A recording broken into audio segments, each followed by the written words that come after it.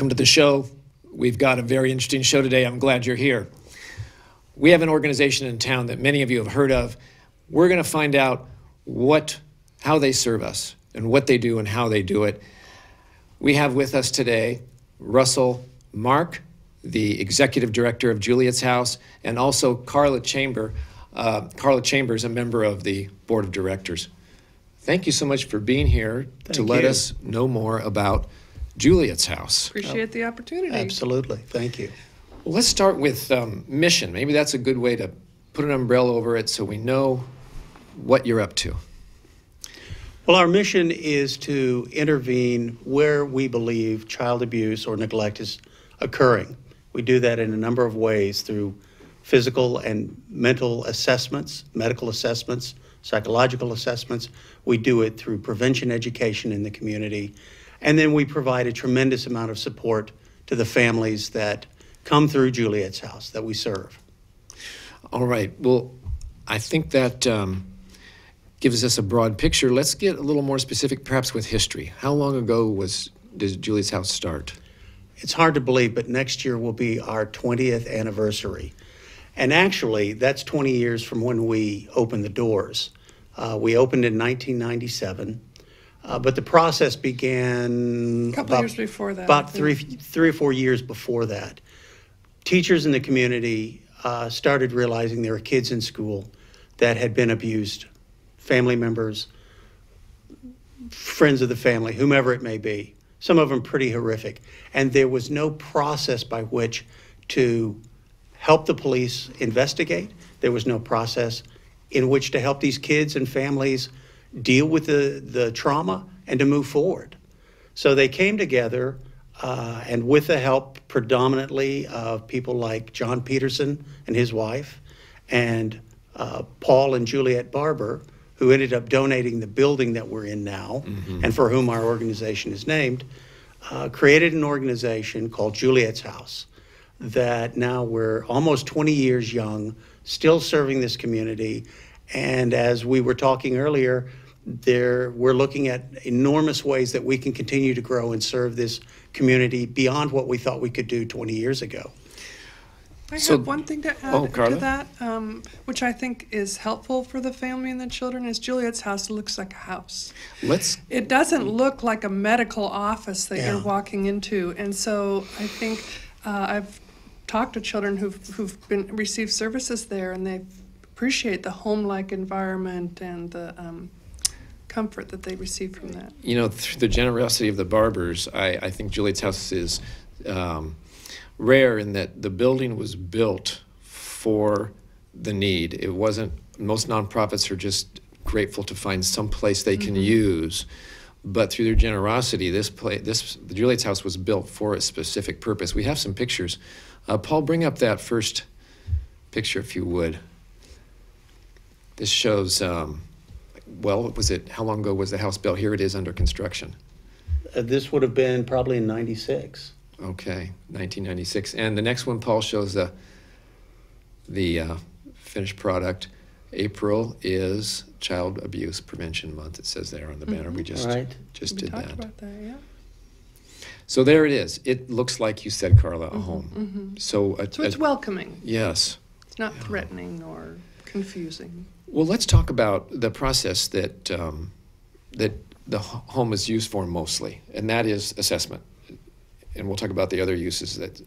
So a child will be referred, or a situation, a family will be referred. How? It begins with a report is made. It can be from a teacher, it can be from a neighbor, it can be from a family member.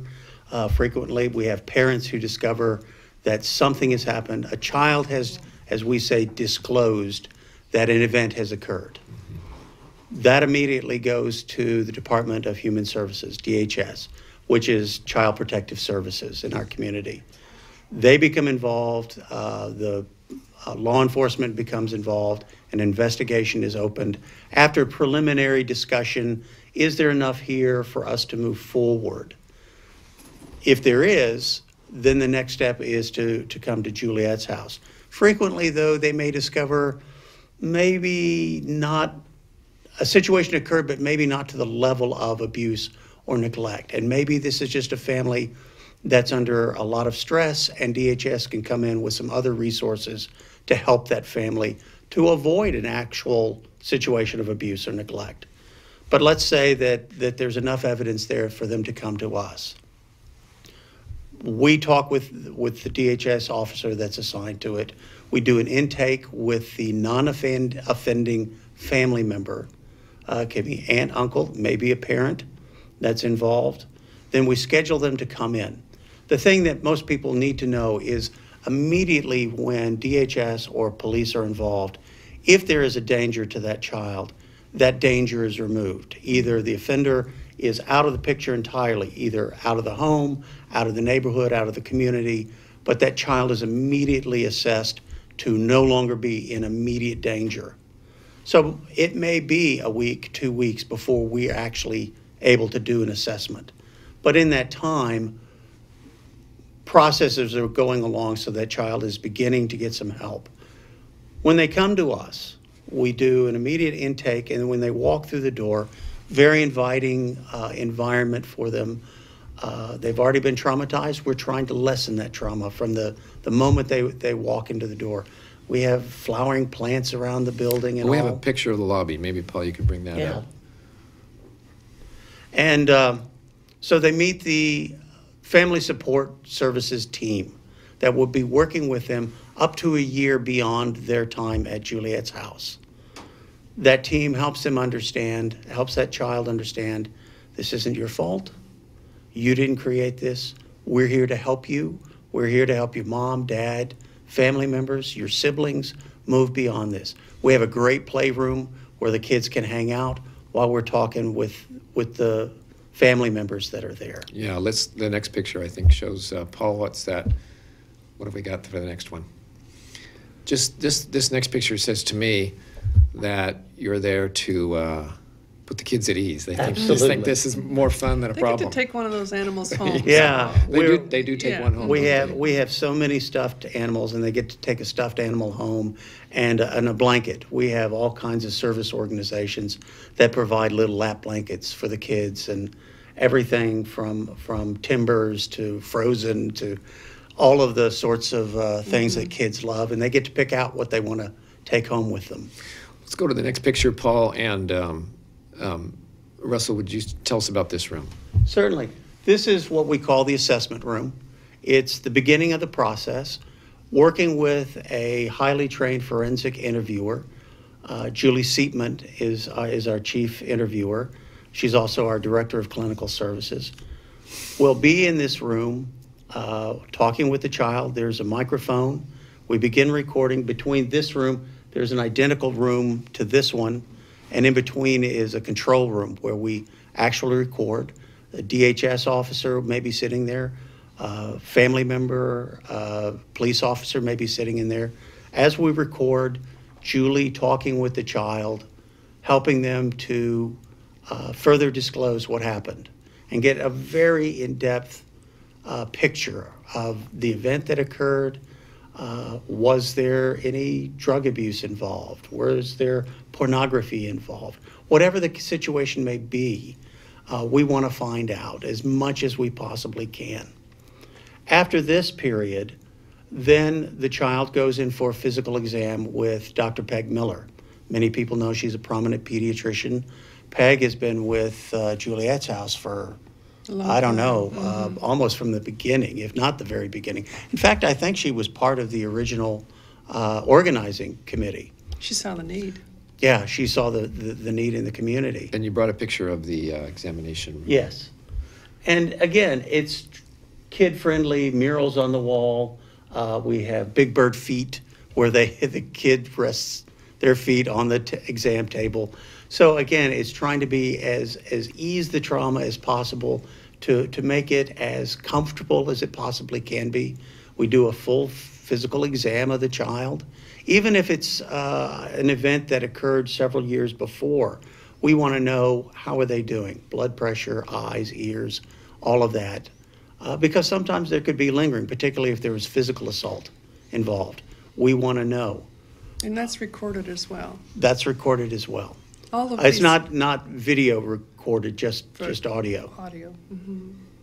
And then after this, the child goes out into the playroom, working with the team. The team's playing with them while Julie and Peg talk with the family members to get their side of what happened. This leads then to a full report that DHS and law enforcement have access to, the DA's office has access to, and they make the determination, is there enough here to move forward with formal charges against an alleged offender? So this facility is an arm of assessment that the police or DHS would not have if Juliette's House did not exist. Yeah. If you remove that piece, I just can't see how assessment and justice in some way or recovery would be the need for recovery would be established. It'd be much more and brutal, to be moved I think. forward. It'd be much harder. Yeah. We are so fortunate in Oregon. There is a network of 20 what we call CAICs, Child Abuse Intervention Centers. There are smaller communities that don't have such a center, or the center is not close by.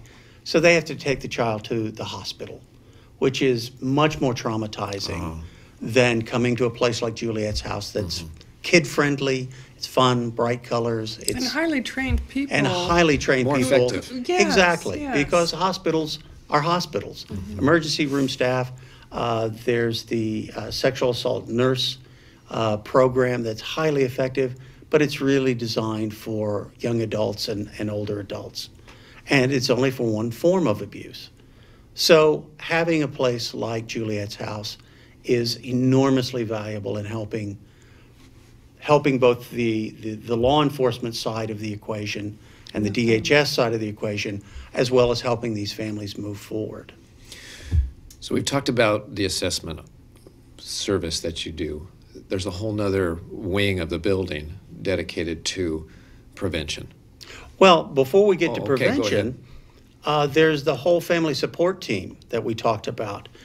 This is a group, again, of trained professionals, as well as postgraduate doctoral students, oftentimes psychology, sociology, working with us, interns who are trying to learn the skills of this field, working with these families, making sure that if the interviewer and our medical examiner have recommended need counseling, maybe they need the diaper bank, maybe they need services through Henderson House.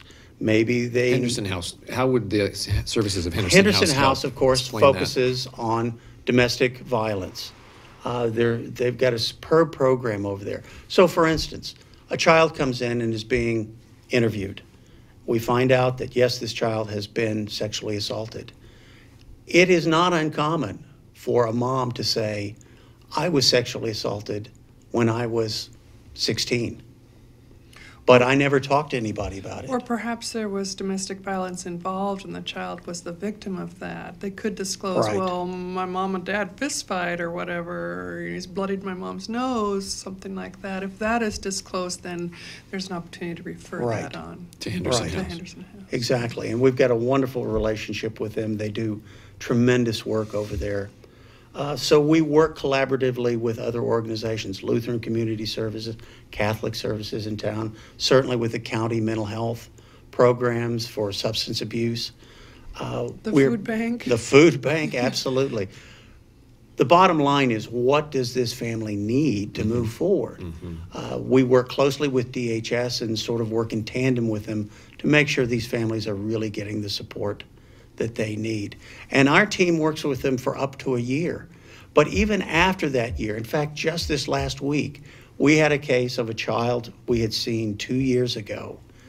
Some new difficulties were occurring in that child's life. An aunt who knew that that child had come to Juliette's house called us and said, this child needs help again. And the dad doesn't know what to do. We intervened, we worked with the dad, we're helping the child. Not that they're going to come back through Juliette's house, because it's not those kinds of issues. But you can refer to other But resources. we can help them find the resources in the community. So I'm so proud of the work that this team is doing, and We have a new coordinator for that program. She's wonderful. She's a she's a Linfield, she'll kill me. She's a Linfield graduate, highly trained and doing a great job building a strong team. Sometimes it's a matter of the way the parents were raised. They didn't have any role models showing them good parenting skills. And personally, I like the referrals we're able to give to the parenting classes at Lutheran Community Services. They have 2 evidence-based parenting programs for younger children and then older children, because it makes a big difference if you can open those communication channels and find better ways of saying things than maybe what you were raised with.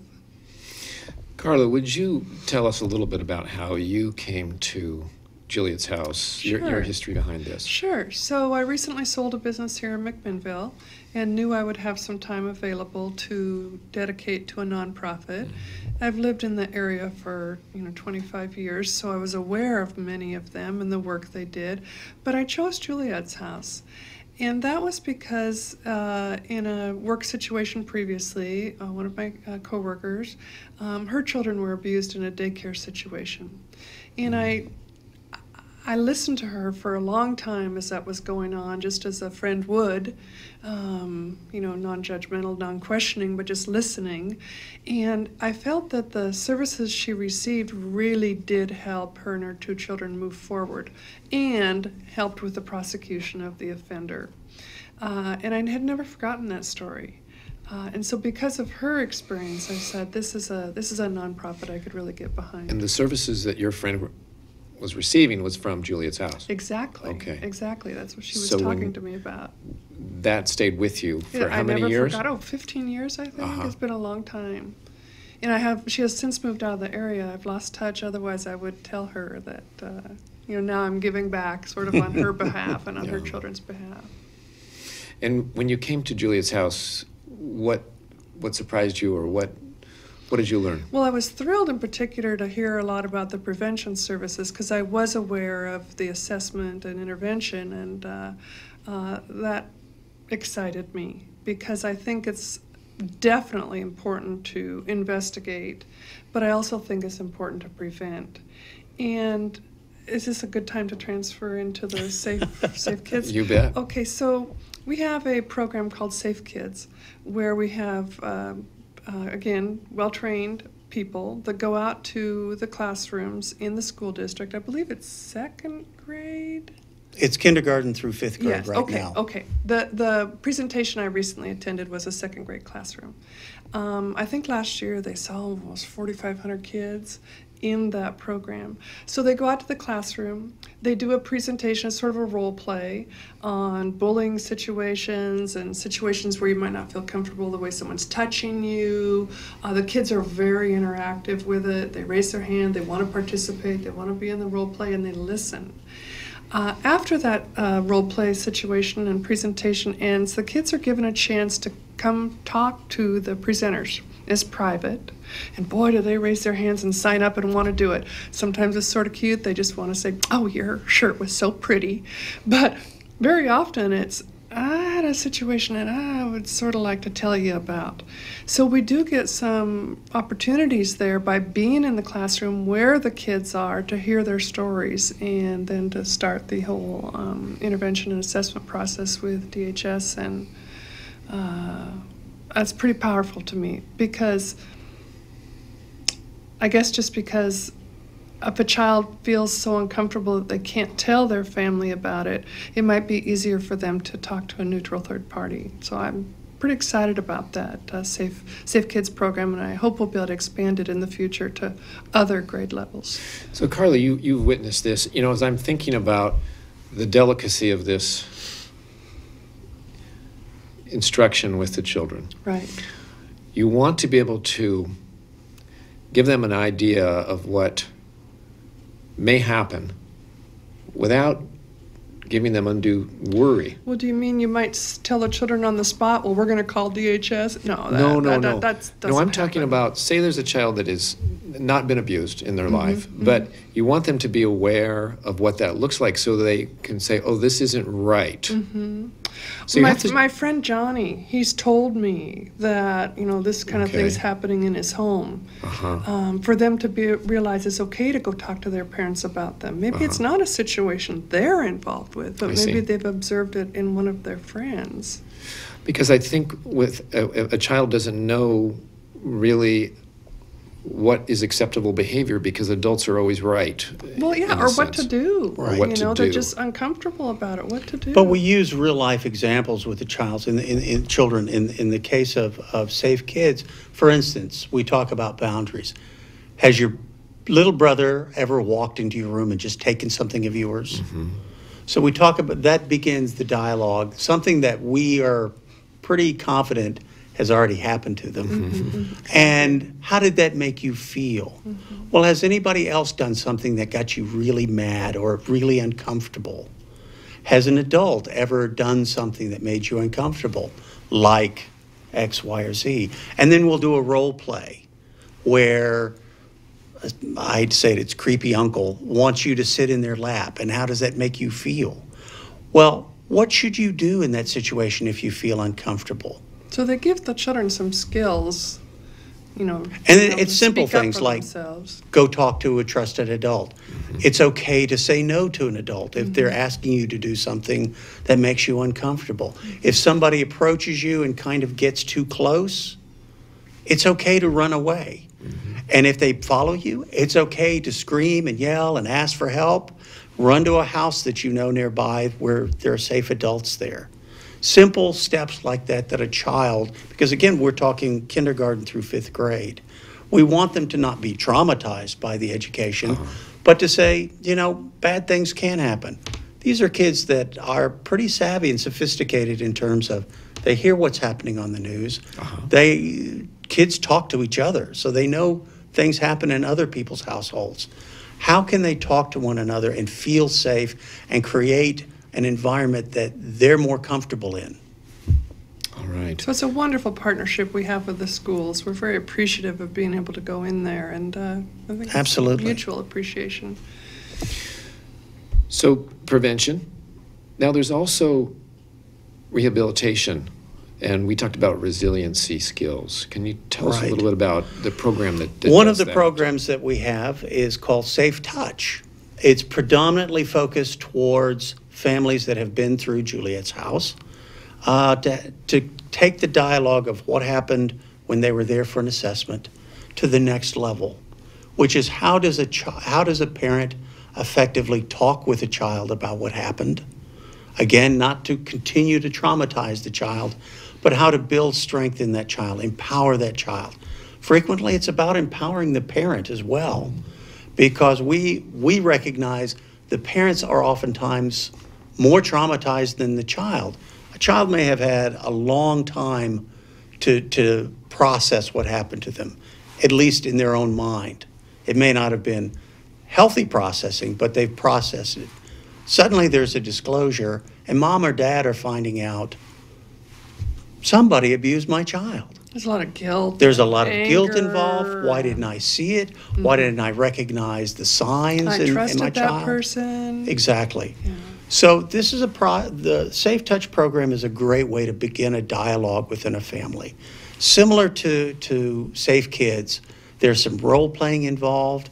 There are homework assignments. There are 3 classes that they come in for an hour and a half over a 3-week period with homework in between, talking about what's our plan?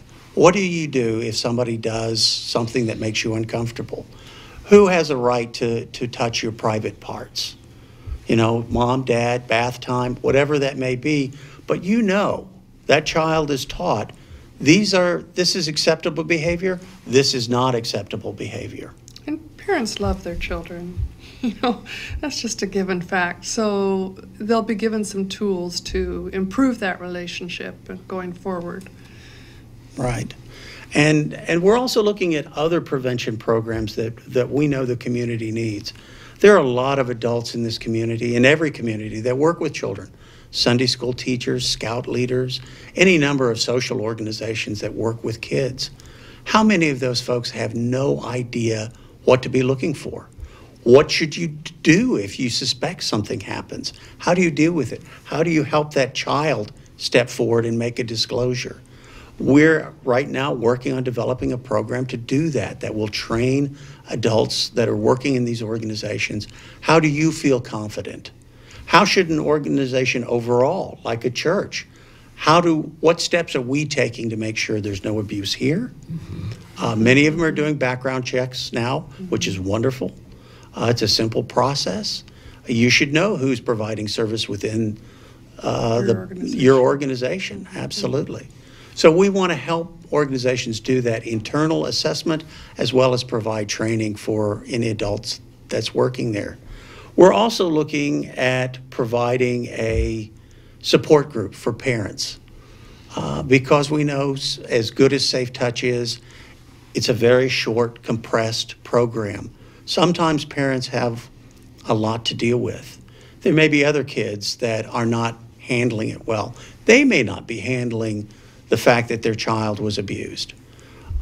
So how do we get parents talking to one another and supporting one another with a trained facilitator that's helping to lead those discussions and, again, help move this family forward? And that's something you're working on putting together now. That doesn't exist yet. Not yet, but hopefully within the next several months.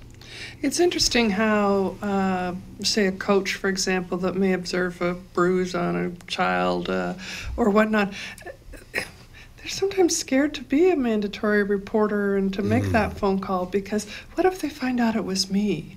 Or what if I'm mistaken? Or what if he just happened to fall and hit himself? You know, they don't see the pattern or have the wherewithal to talk to the child just a little bit themselves. So that's part of the education, too, that I think's providing that information about how the process works and how there's no need to be scared or frightened to make that report. I think in the 50s or 60s or whatever, people said, well, that's their business. That's that family's business. That's how they discipline their children. That's not the way it should be, nor is that the way it is. It's the old saying, it takes a village to raise a child. You know your children's friends. You might notice when something's awry or wrong. And if you don't, you should. Yeah, because it shows you're not in touch.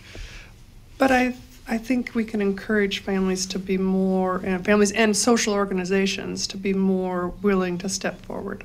Because things can escalate, and we want to be able to provide the services before it gets too bad. Well, I think we've seen that this is an essential part of healthy community, is assessment and prevention and helping families and children in recovery. So, Russell, I think we talked about before that you feel like Juliette's House is just hitting its stride. You're on the verge of some expansion. And can you just tell us, we just have a minute left, can you tell us a little about plans going forward? Probably the biggest single thing is we're going to be doing some new construction on Juliette's House after 20 years. Building a separate waiting room for families so they're not in the main waiting room. Having a better flow on what we call the clinical services side of the building. We have a wonderful play therapy area that we work with Lutheran Community Services. It's a very valuable form of therapy to work with young kids, particularly to articulate things that are going on in their life. We're going to be expanding that service. In addition to the new programs that we're working at developing, this whole collaboration, while it's existed with other organizations, now we're trying to formalize it really even more. Really make it stronger, really so that Yamhill County can very honestly and proudly say this is a wonderfully safe place to raise a family. Perfect. We have to stop there. We're out of. Great. It's wonderful to have you in the community. Thank you so much. Thank you so much. And congratulations on your new hire here at Juliette's House. Well, thank you for being with us today. I know you learned a lot. I did. Thank you, Ken.